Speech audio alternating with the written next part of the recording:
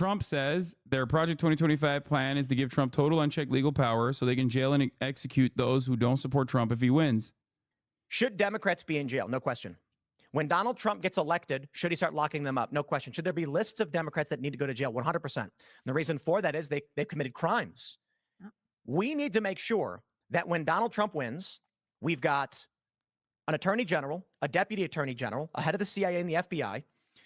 Kash Patel would be fantastic. We can have attorney general. There's some names floating around. And then they can... Why are they showing this liberal political commentator who is a centrist liberal? I don't understand. This makes no sense to me.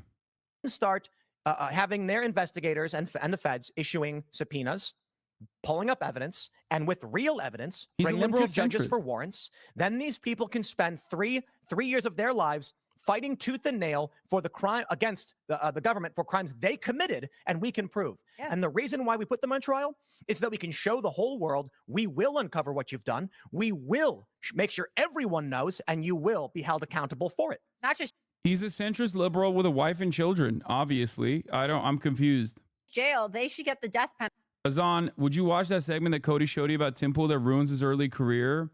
I do want to. Oh God! Oh my God! Oh fuck! Oh ew! Ew! Ew! Ew! Ew! Ew! Ew! Ew! Ew! I didn't realize that. I didn't realize who was on the other side of that. Okay. Oh my God! I'm sorry for the Laura Loomer. I'm sorry. I'm sorry that you guys got to see that. I apologize profusely. Okay.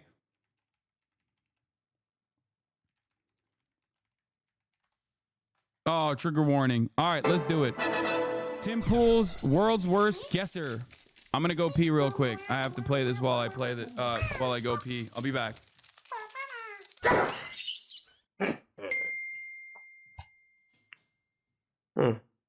Trump got shot. Hey Tim, how's the lawsuit going for you? I am talking about, and to, Timothy Tim Pool, who back in April was named in a libel suit against several right-wing pundits who falsely accused a random dude of being a mass shooter. This included Tim doing that thing I just said. And listen, hey, don't worry, Tim fans out there. He will be fine. Tim Pool's podcast company, Timcast, makes, according to Tim, 8 figures a year. And why wouldn't it? With such a creative name like Timcast, of course he has 1.7 million YouTube subscribers. You see, he took his name Tim and he combined it with podcast. He's a modern Oscar Wilde, he is. The impodcast of hearing ear nest.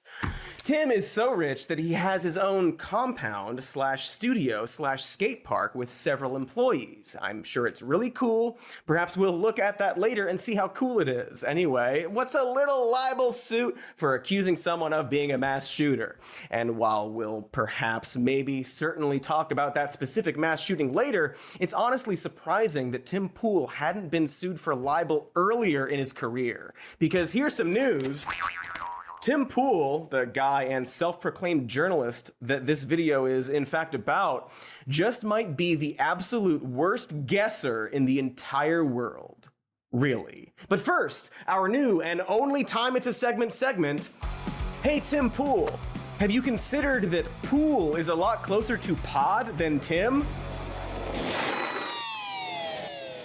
Well, have you?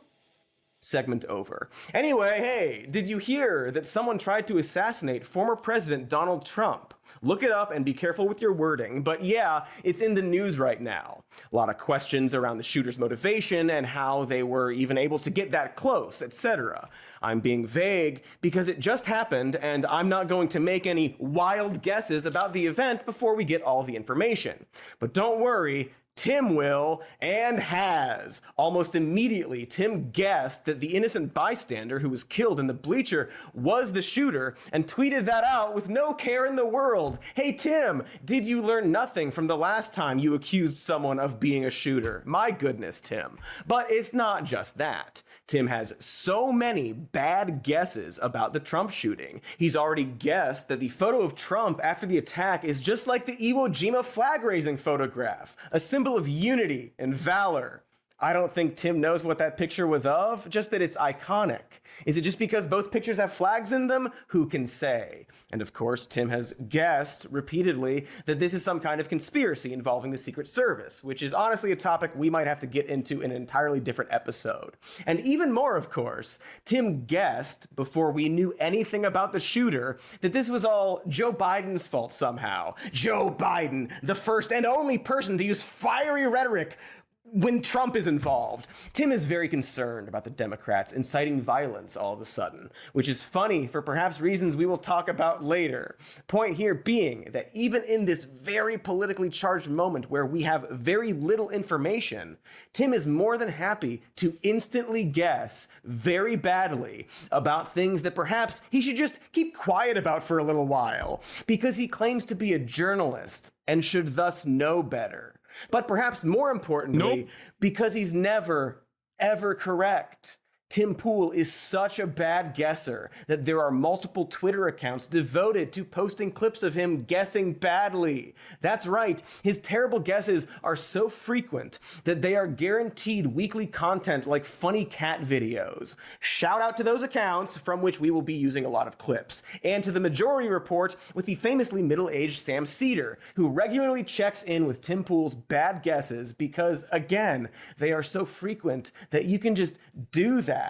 He's great content. Hot con he is. He's also, and this is important, a weird, sad, little mean-spirited creep with a Civil War fetish who is perpetually courting Nazis and right-wing extremists for money.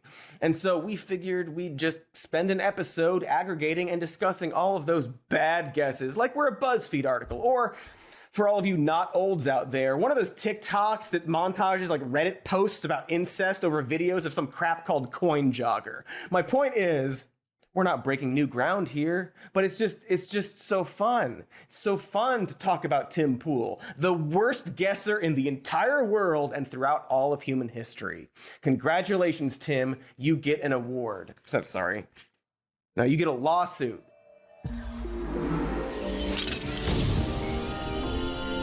Tim Pool, world's worst guesser.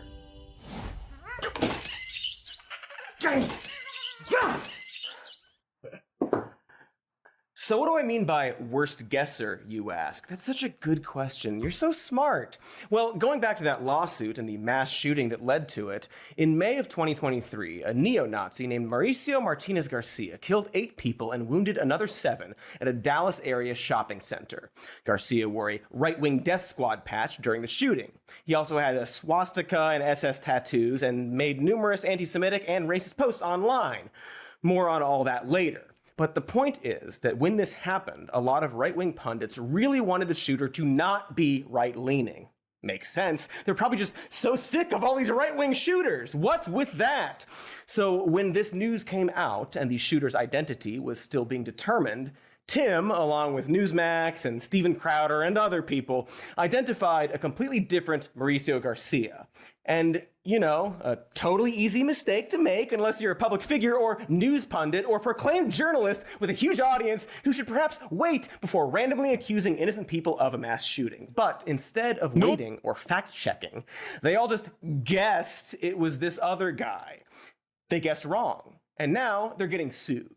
And while you may notice that Tim wasn't the only bad guesser in the bunch, for him, this comes after and before a long line of terrible guesses he perpetually poses on his show. As I already said, his show is literally just Tim skimming headlines in real time and guessing about random stuff. Just thinking aloud into a microphone after ingesting a fraction of information, sometimes to amazing results. Disney, I got a solution for you. Cut the woke garbage. Get back to American traditional values, meritocracy, individuality, personal responsibility, and community all together. And it may seem paradoxical, individuality with community. No, it's because we respect the individual's rights, but also the importance of working together with shared moral foundations.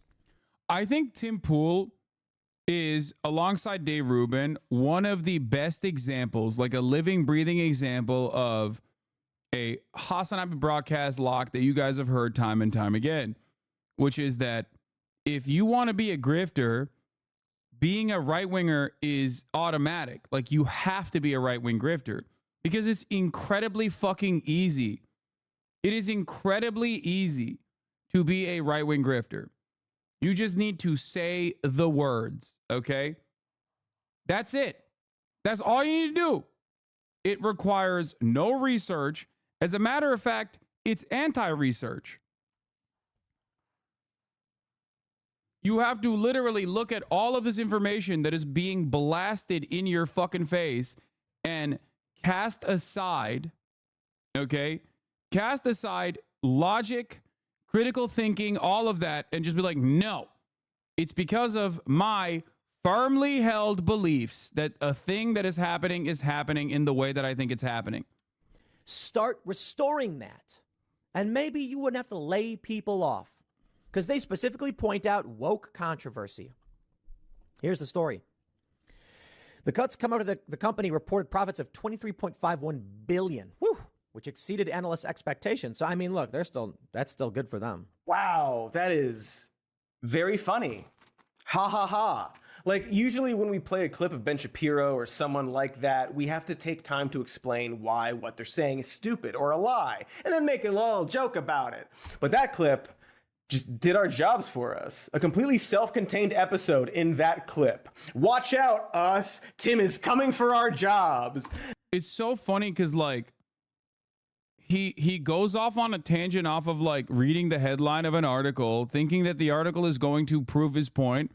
And then in so many circumstances, the article that he, I guess, has the misfortune of, like, reading through immediately disproves his point. I don't understand it, especially because, like, do you have no fucking producers? Ben Shapiro knows to at least clip articles out of context, right?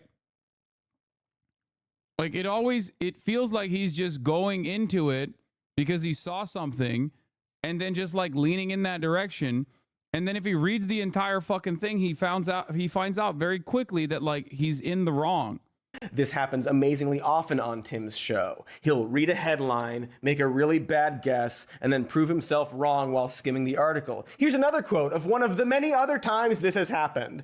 And really, the only variation is how long it takes between those two moments. Sometimes, and this is really special, sometimes you'll catch Tim purposefully skipping over the parts of the article that prove his guesses wrong. Like, this sometimes happens to me as well when I think, like, an article is actually going to show information, or sometimes people will send me an article that I haven't read yet, right? And the article is, like, disproving a thing that I'm talking about, right?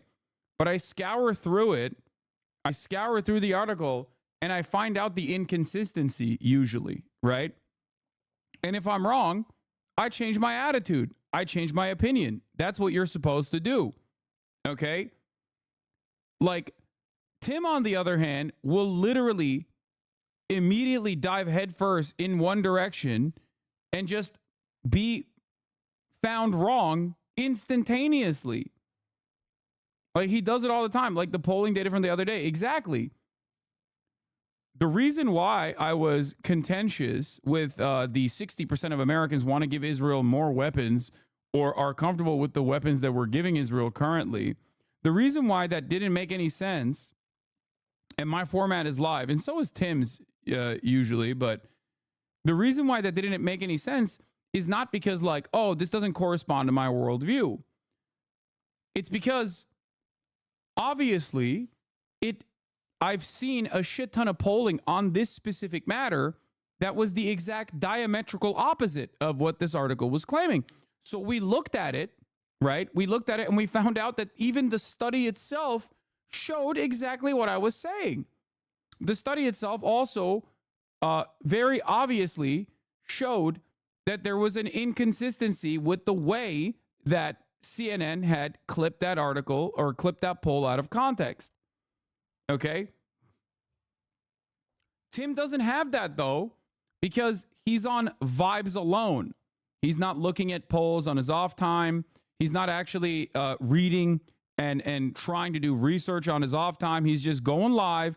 And what's shocking to me is that he could conduct this in the silly way that he's doing, as long as he got his producers to, like, clip certain parts of the article so he could clip chimp it. This would make him a better This would literally make him a better political commentator, a better propagandist for the right.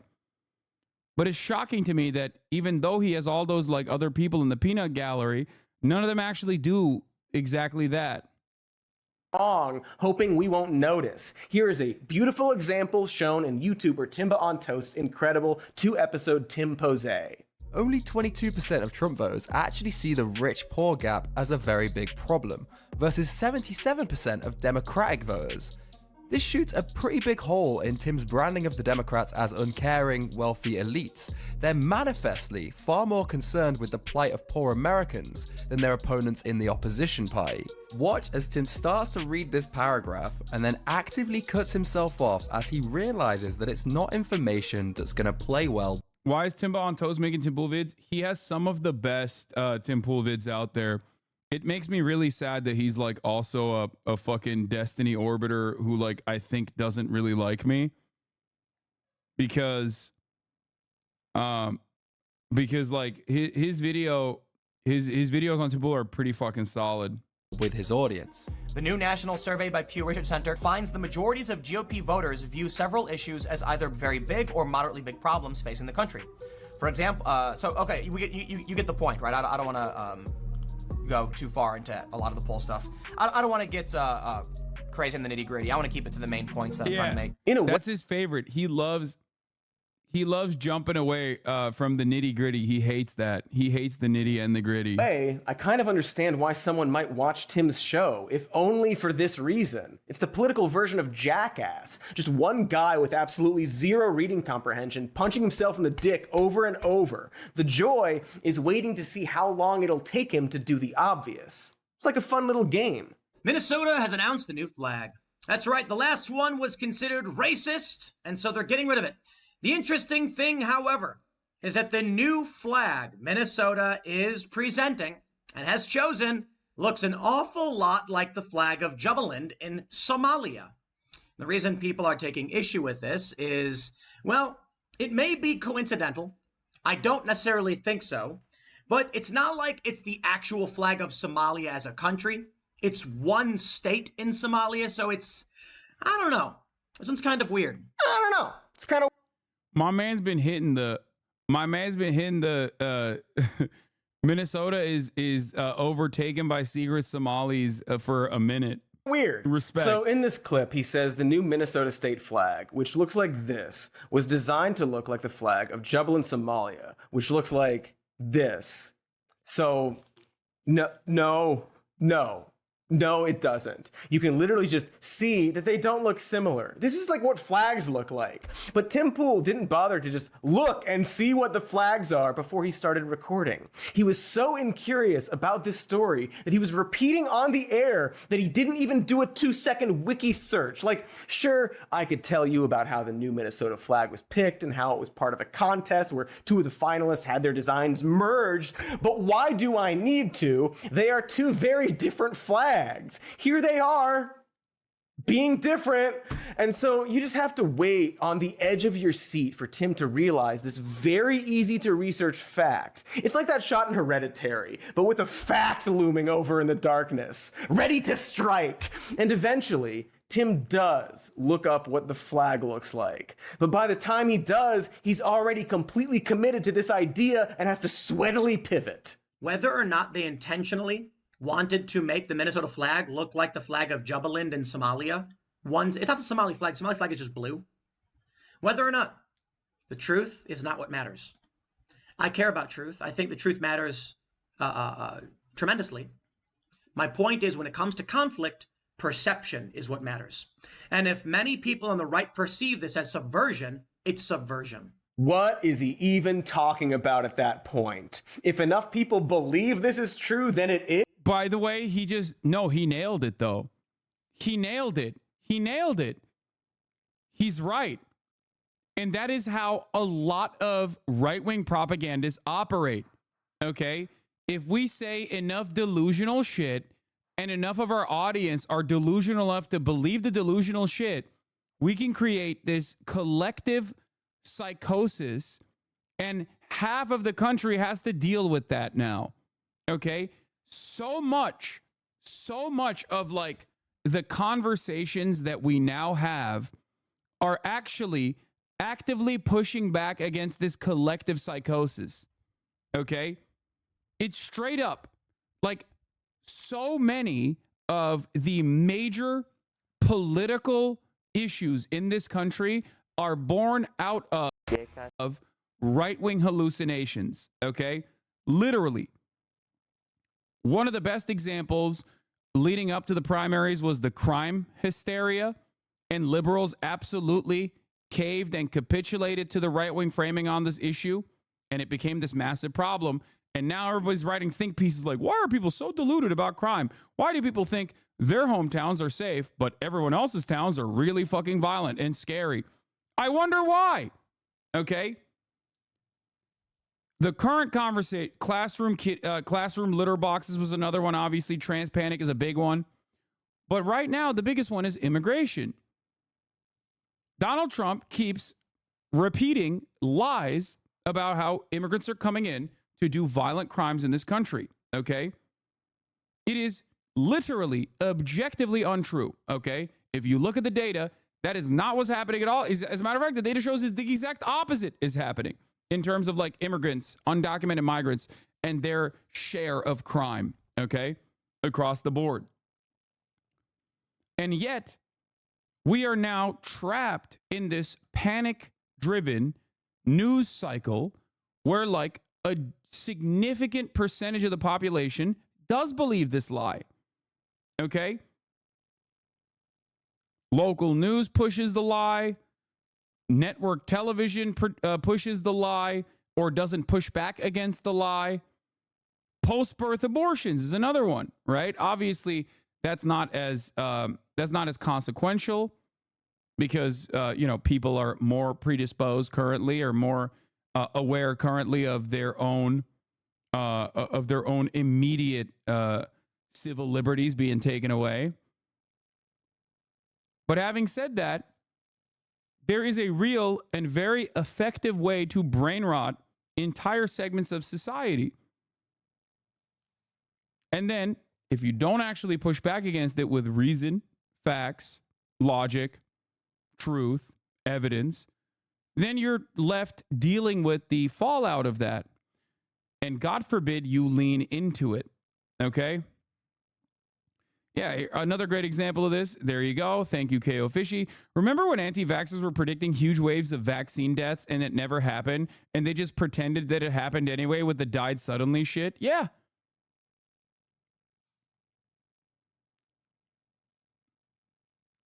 Exactly.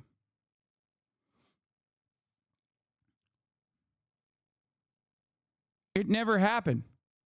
And then they just made it up. And we're like, oh, all these random people that are dying, they're dying because of the vaccine. And that was enough for a lot of people because, like, most people, when they get really invested in a narrative, they don't want to shake themselves from this collective delusion. There is a feeling of comfort and security that you get. It's like a comfortable blanket that you surround yourself with, and you dive further and further. It's cult-like thinking, okay?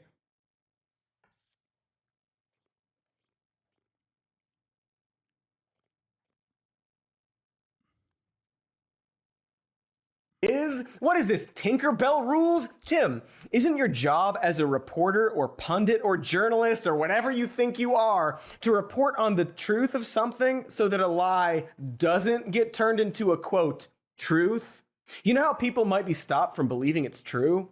By you reporting that it's not. So ultimately, it's clear he just got tricked by a fake story in real time and doesn't have the humility to admit it. And we all get to watch him tap dance around it like an improv performer, pretending the audience suggestion was get an erection. You can probably see what the problem is at this point. Tim sees other live podcasts and news shows and thinks, why not me? But that question actually has an answer. It's not rhetorical. The reason why not Tim is because Tim is clearly very bad at analyzing the news. And what we get instead is this silly grifter. Yeah, this is correct. Gremlo. This is the cultist dilemma. Once the day prophecy comes and the spaceship doesn't come to take you, the believers don't abandon the cult because that would require, like, that there's a sunk cost there. That would require you to re-examine everything that you've known, that you have internalized, that you know is the truth to be false. And that is obviously really fucking terrifying. A leap that you have to take in the other direction. That's scary. So what do people do? They double down because the truth is more painful than most followers can take. This is an examined phenomena, by the way. It's not just like a made up thing. This happens all the fucking time. The problem now is that this cultish thinking is baked into right-wing sentiment. It's baked into liberal sentiment as well in some ways, okay? For sure. Someone in the chat I saw was talking about being a right-winger and like falling into this trap and then, being appreciative that like my commentary got him out of it. But also, there was another guy who was like, yeah, the Russiagate stuff as a liberal like really sucked me in, where I started seeing like Russian operatives in every corner. The Jesus lover. Kamala Harris supports after-birth abortions. Do not vote for her. She is pure evil. I love that like someone in the chat is either A, LARPing, or B, genuinely giving us a real example of exactly what I'm talking about. I hope you're sincere, by the way, because I love you and I will not actually ban you for saying the truth. Keep fighting the good fight, brother. Jesus appreciates it.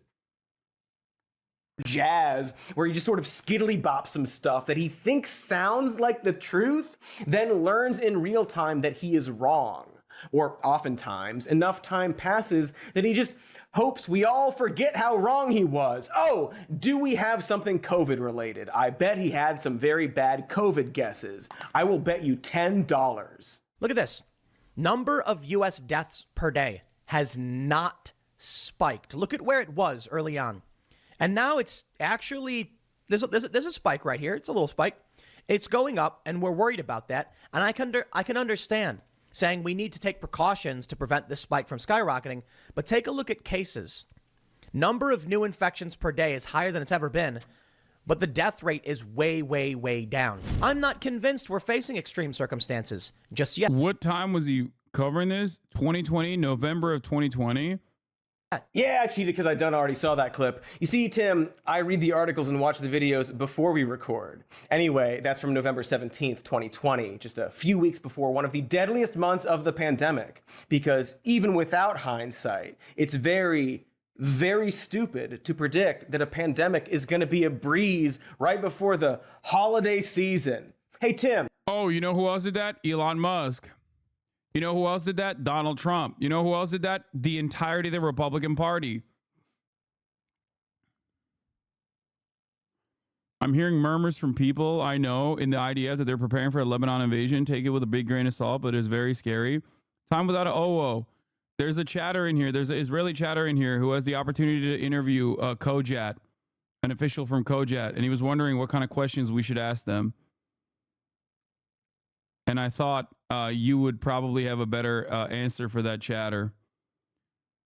Y'all at me, and that's all I see on my mobile. There's a banned video of Hillary at the DNC telling Obama that they were drinking baby blood and eating their brains. Wake up. Killing babies is murder. Y'all need to repent.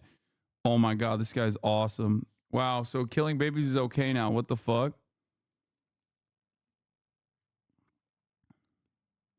I really hope that this guy is correct. Chatter, I don't know if you're aware of this, but you're in the baby murder central. You know, this community is fundraised to do more baby murder. We love drinking the blood of babies.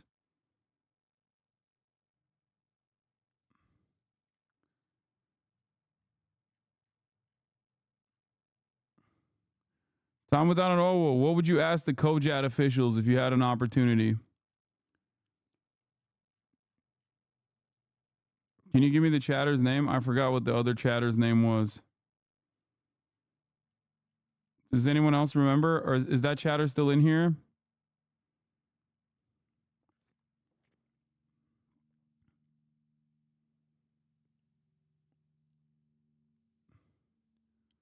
Not the Jesus lover, dude. The fucking Israeli chatter has the opportunity. No, stop adding Jesus lover.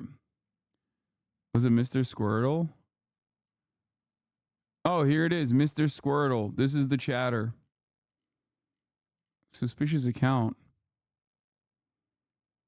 Well, they're pumping bestie marks in here.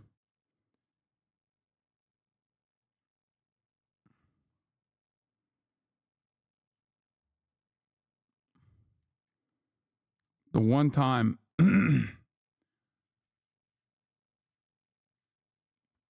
it's a sock troll account, probably. The real Jesus Christ, or this, the real Jesus Christ 42069 is having a separate conversation with the Jesus lover, saying, "Bow before me, child." Y'all eat baby brains. All right.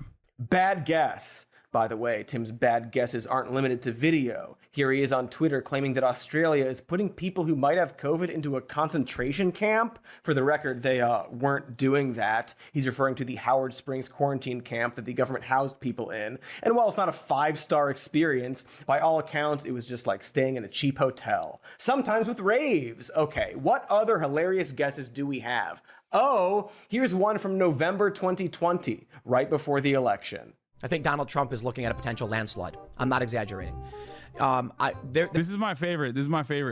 Centrist liberal Tim Pool making a prediction about the 2020 election, which, of course, as you guys know, came to be true. There's been periods where in the past where I was like, Trump's going to landslide for these reasons.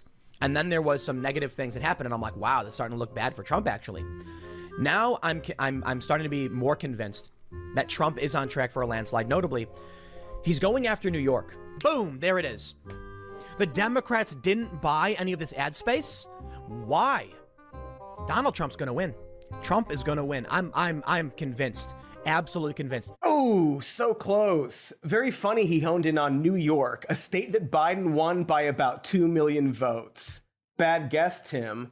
Tim is generally very bad at guessing when it comes to serious political matters, specifically around Trump. I wonder why. After Trump lost the election, Tim continued to guess that his election fraud grift would pay off. Here he is on December 8th of 2020, getting very excited about the news that Texas was challenging the election results. How about this?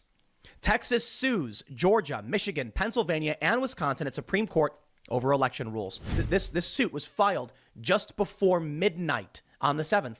And it is now, in the wee early hours of the morning as I record this. Many outlets probably haven't even been able to catch up. Let's read the story, and then we have a breakdown of exactly why they're probably going to win this one. And this is huge. This is going to change the outcome of the election. In my opinion. Like, does no one ever get mad in his audience? Like, this is something that I truly don't understand. Like, do you just never get mad that you're always wrong? Like, if you listen to Tim Pool, you're just wrong so consistently, and then everyone makes fun of you. Do you just not have any fucking friends that are like, dog, what happened to that fucking... Like, if you're repeating Tim Pool's opinions, right? Like, we had that in this community when I said Russia won't invade Ukraine. We had that. It's my most, like, public, you were definitely wrong moment, right? And plenty of people who were probably repeating those talking points, okay, were yelled at by their friends. I got fucking canceled over it. You know what I mean? People still bring that shit up. But also nobody thought you would. Yes, that's fine. That's besides the point. I'm just still saying that, like, this is a thing that people bring up all the goddamn time. In a sea of times where I've proven to be right, when all of those naysayers were objectively in the wrong, none of that matters. Ultimately, my point is, like, how the fuck do you not feel even like a little bit embarrassed to be like, let me see what the other side is saying? You know?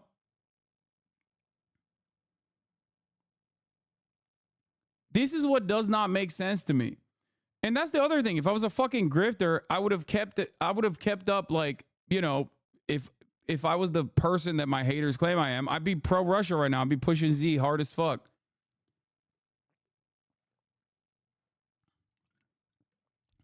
But I guess my haters, much like Tim Pool, with their reactionary mindset, do maintain that that facade that I am pro-Russia. But I just don't understand like how you can watch a political commentator and watch him be so objectively wrong, like so unimaginably wrong on such a basic thing. Okay? Like Donald Trump is going to win every American state except for like one is such an insane fucking thing to say. And then doubling down on it and being like, no, he actually did win. He's going to win any day now. And like, not a single person turns around and goes like, yeah, maybe I'm not going to listen to this guy anymore. We'll see. We'll see. And he did see. Literally 4 days later, when that lawsuit was thrown out by the Supreme Court. Bad guess, Tim. Tim had some other bad guesses during that initial Trump election fraud chaos. Here he is around that same time, completely falling for the claim by Trump's lawyers that surveillance footage showed Georgia election workers secretly stuffing ballots from a suitcase hidden under the table. There is a black table for some reason. It's pretty funny because like I was covering this exact same shit in real time. And every single one of these things, every single one of these stories, I also covered in the diametrical opposite viewpoint as Tim Pool. And I was right on every single one. like it's funny to see like all of these, because people would come in, probably because they saw a Tim Pool clip or something, and would bring forward this evidence, this bombshell evidence, right? And I would be like, hey, man, I don't think this video shows what you think it shows. Like, one of the things that I always love pointing to is this fascinating thing that like a lot of dumb people do, where they will look at like a complex thing that they were not privy to and will explain it as though it's nefarious and scary. And you can do that virtually about everything. The example I use regularly is the process in which like every American born on US soil is assigned a fucking number, okay? The scary authoritarian government assigns a number that dictates where you were born and at what time you were born. This number is something that the government has access to, okay? Yeah. And that number is associated with like whether you're going to be able to, you know, purchase a car or rent. Like, it's very spooky when you think about it. And then you dive into it a little bit more and it's like, oh, never mind. That's like the process of having a social security number. You know? It's like, yeah, something that you take for granted that is a normal part of your existence can be portrayed in a very scary way. And if you're like oblivious to that, you know, terrifying.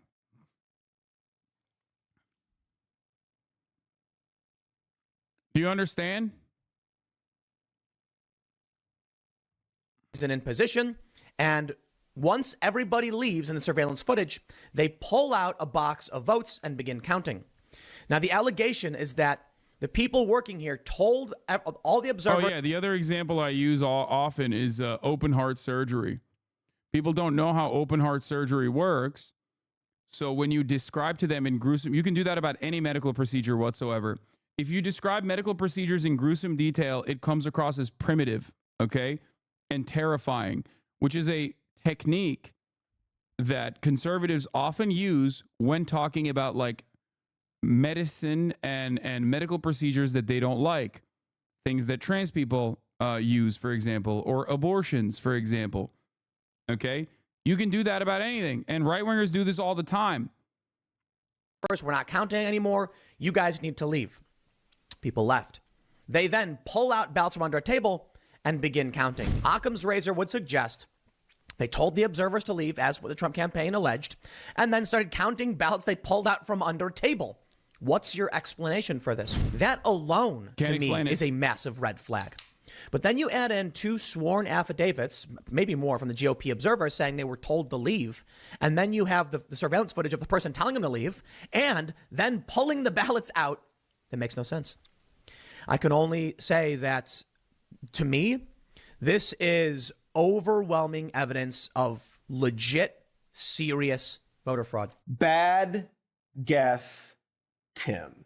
If you're curious, unlike Tim, that story was easily debunked by the same surveillance footage showing that the hidden suitcase wasn't a suitcase and in fact was a ballot box that was brought in about an hour earlier in the tape. There are a few more details to it, but you can just read about it. I mean, Tim won't, but you can.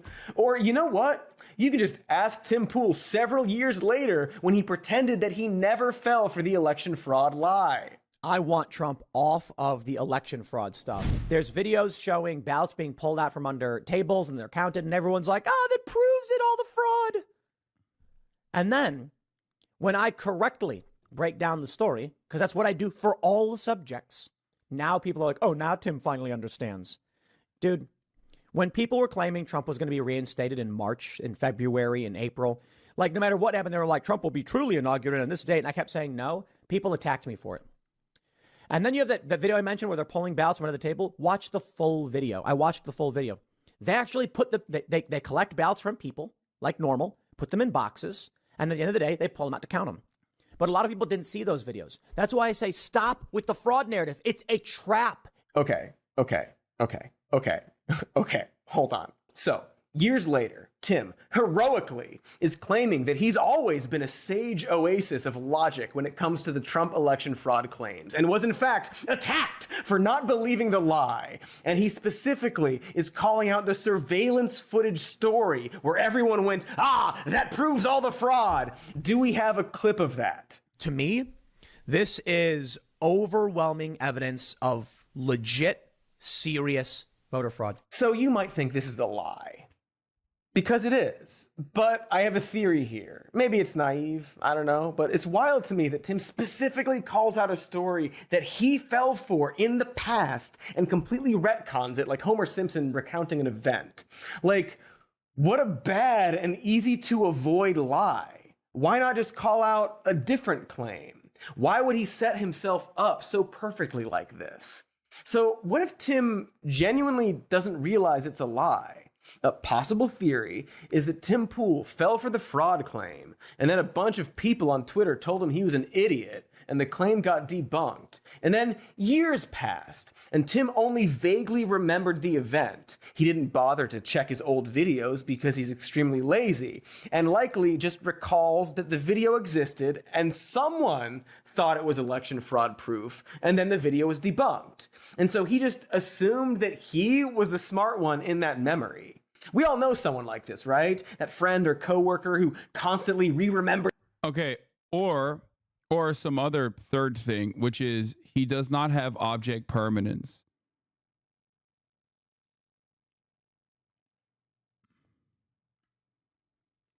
Events where they are always the funniest or wittiest, like who conveniently forgets the time they claimed that Gatorade was healthier for you than water and you should give it to babies, and you show up the next day at work with an article proving them wrong and they're like, I don't know what you're talking about, Cody. Let's just sell this weed before lunch.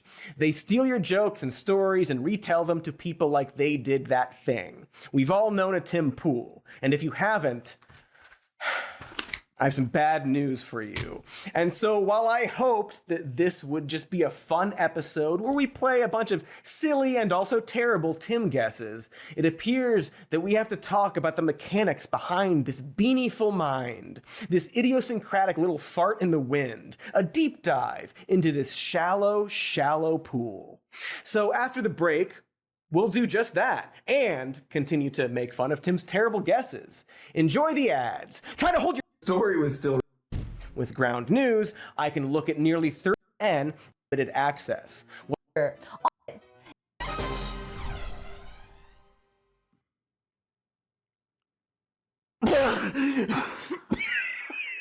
did it. It's been a month. It's been a month. I won the $10. That's $20 you owe me. Everyone mail me $20. If 600 Pool is perhaps a professional liar, it's possible that the biggest lies are the ones he tells himself. And unlike a lot of the other grifters we've covered on this show, Tim's biggest but not only problem revolves around the fact that he is extremely tactless and comically easy to debunk. Other dildos like Jordan Peterson or Ben Shapiro often convolute their lies in a way where it takes longer to debunk the lie than to tell it. But Tim frequently debunks himself in the same breath. His entire shtick is that he live streams himself while badly guessing about various news headlines and half remembering his own convictions. And we watch in real time as his subconscious hastily rewrites his own narrative in order to protect his ego, like that guy in Memento. You know the guy. Pierce. But that's the how. The question we need to ask next is why? Why does Tim Pool do the things he does? I mean, money, okay. Easy question. How about this? Why does Tim Pool do the things he does so badly? It's not just that he guesses, but he guesses lazily. Often it seems like his mouth is just moving and his brain is catching up, which happens to us all sometimes. But unlike most people, Tim's mouth has some wild things to say. Hey, remember those Hawaii wildfires? They want Taiwan. They're building up their military. There's a chance for escalation, a chance for conflict. They want the South China Sea. And then they've got ships with Russia coming near the Aleutians, coming near U.S. territory, going near Hawaii, and then they're pulling off something like this. So, look, how hard is it to start a fire? It's ridiculously easy. Dude, this one... YKS 2024'te Türkiye birincisi oldum. Doping hafızaya girmediğim gün yoktu. Bu süreçte yaklaşık 30.000'e yakın soru çözdüm. Çok fazla yanlış yaptığım soru oldu.